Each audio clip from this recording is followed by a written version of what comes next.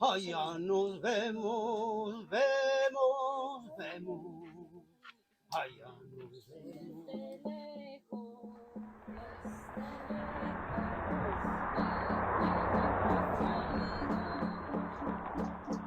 Hola, ¿qué tal amigos aventureros? El día de hoy estamos en la presa de Silva, por acá de este lado está la presa. Nos acompaña personal del Tecnológico de Purísima y gente también que viene por su cuenta. Entonces, acompáñenos, vamos a que conozcan.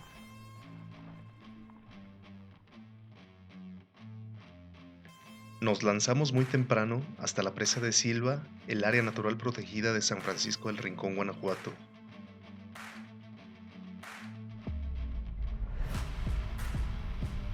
Y con este amanecer se convierte en un lugar ideal para ver aves y realizar un paseo dominguero. Yo frío, mucho frío. Sí. Lo bonito, lo padre es levantarse temprano y ahorita en la caminata se nos va a quitar, van a ver, hasta van a querer dejar la chamarra. Vamos a hacer un recorrido alrededor. La intención de este recorrido es mostrarles en el camino. Bueno, primero les voy a presentar a los guardabosques. Por acá nos acompaña Beto, es uno de los guardabosques de esta zona. Aurelia, es otra de las guardabosques también. Yo soy Jesús Rodríguez, me acompaña también Gerardo Nava. Somos de la asociación Vivir con Ingenio. La intención, nosotros formamos parte del comité de la presa de Silva y la intención es poder difundir esta área, ya que es la única área natural protegida que tenemos en San Francisco del Rincón, de las 23 que tenemos en todo el estado. Bienvenidos al área natural protegida Presa de Silva y sus áreas aledañas. Las indicaciones son pues ir en silencio para poder observar las aves y ir.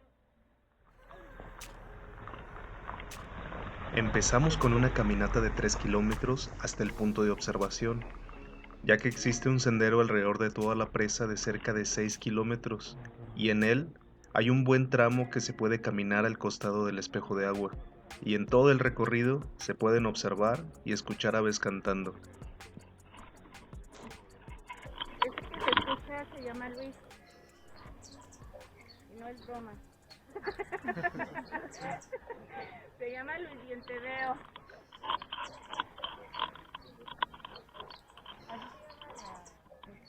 Sí, la ave. No. Así es su nombre común. Es Está precioso su colorido. Y muy fácil de identificarlo.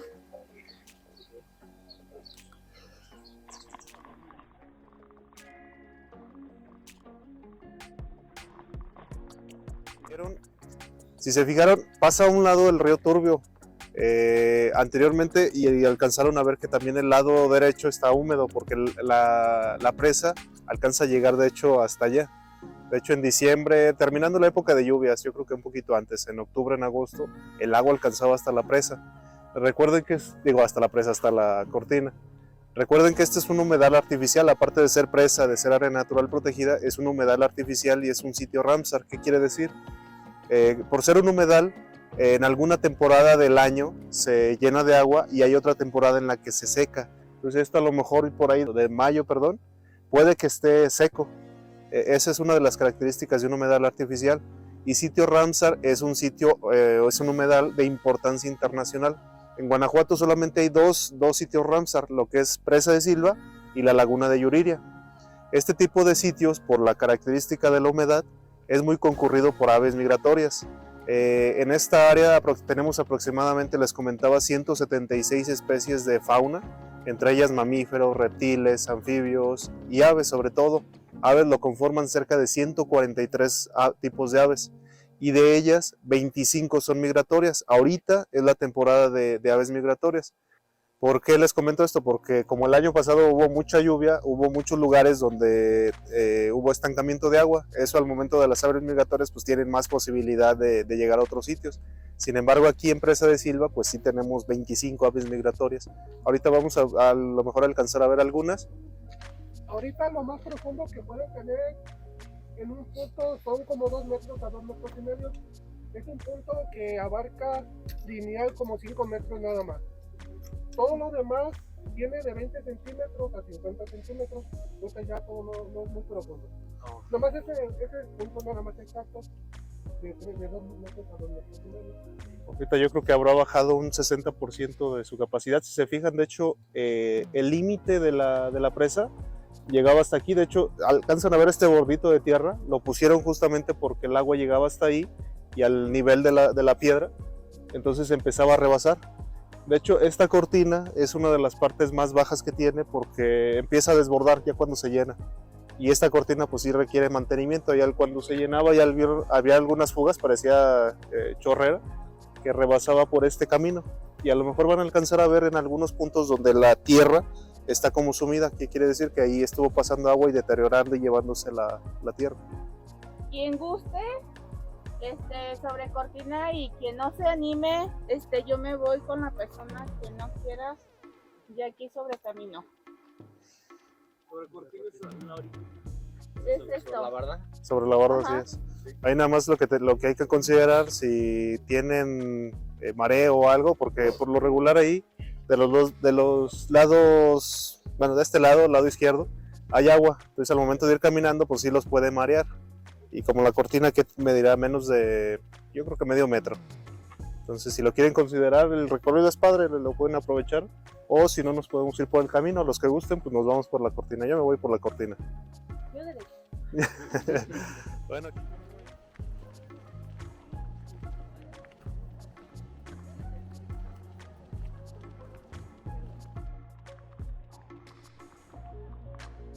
Nos queda en la mente este recuerdo de un precioso amanecer sobre una presa con mucho potencial y lista para ofrecer un encantador panorama.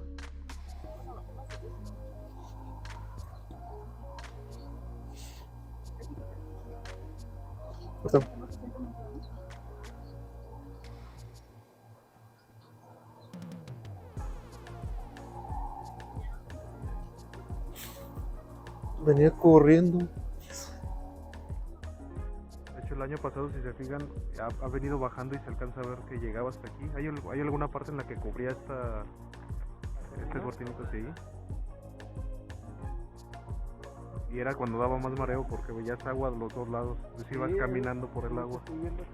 Este pato chalcuán está muerto en la presa y los guardabosques lo tienen que retirar para evitar brotes de enfermedades en otras aves. Si alcanzan a ver, van a ver algunos pájaros playeros en las orillas del agua y algunos patos mexicanos también dentro del agua. No sé si alcanzaron a ver, ahí, por ejemplo, ese es un pato mexicano.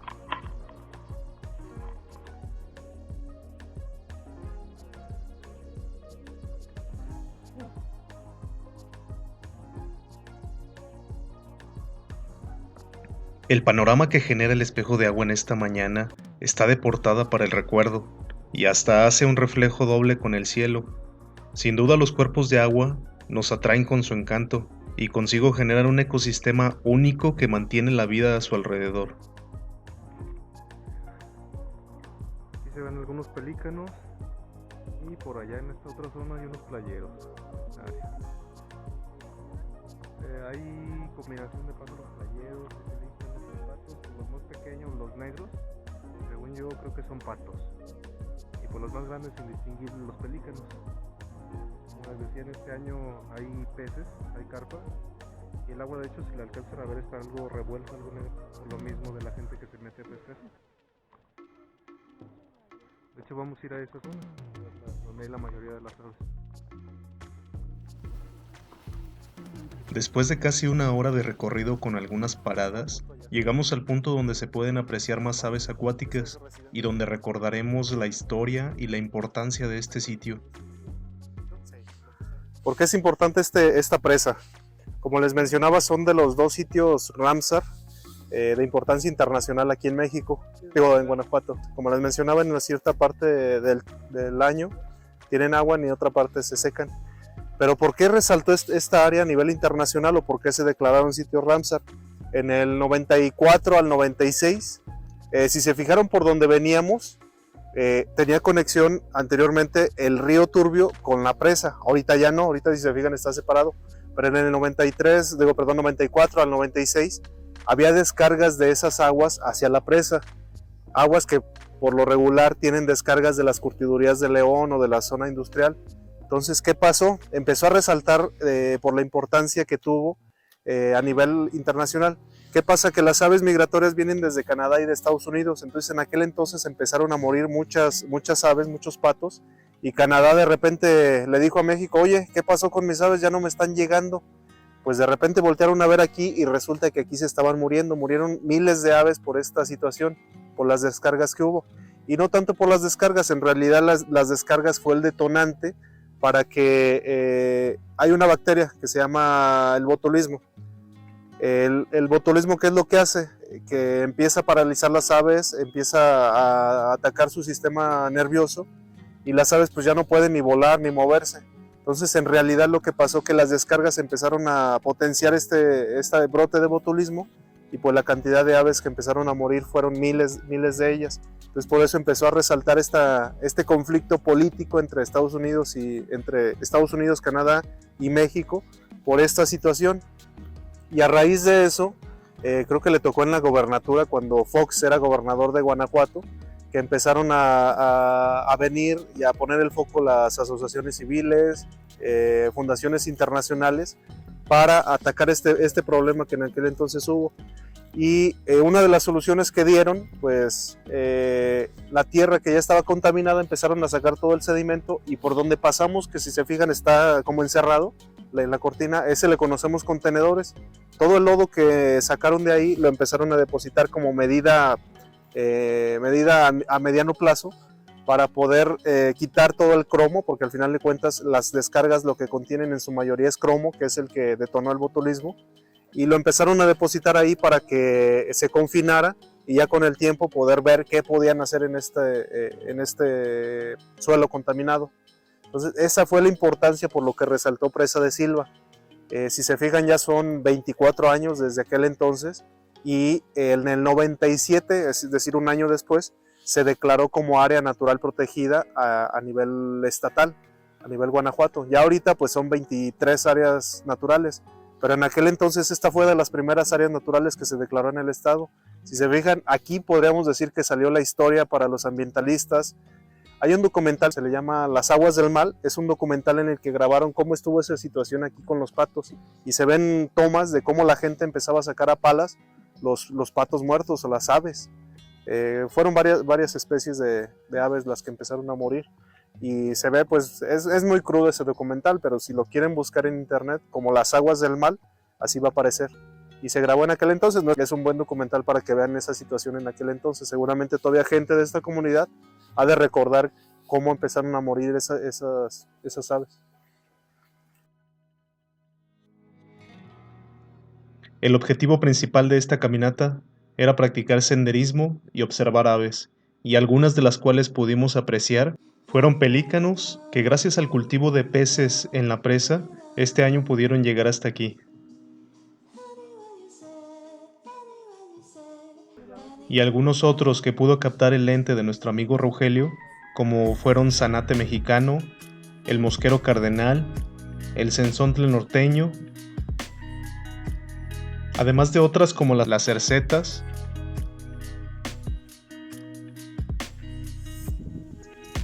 los patos mexicanos, la garza ganadera. Después de más de 3 horas y 6 kilómetros de recorrido, es hora de regresar al punto de reunión para hidratarnos y degustar una torta para terminar la mañana. Agradecer su participación, agradecer a Jesús, que es parte también de la fundación. Él es líder de medio ambiente. Pues bueno amigos, recuerden que tenemos este tipo de lugares naturales en Guanajuato, es importante que los conozcan y a través de estos medios les compartimos este recorrido virtual para que también vivan en carne propia lo que nosotros vivimos hoy en sitio. Recuerden que tenemos estos rinconcitos de Guanajuato para que también lo compartan, lo conozcan y lo aprovechen. Esto fue Rincón Aventurero.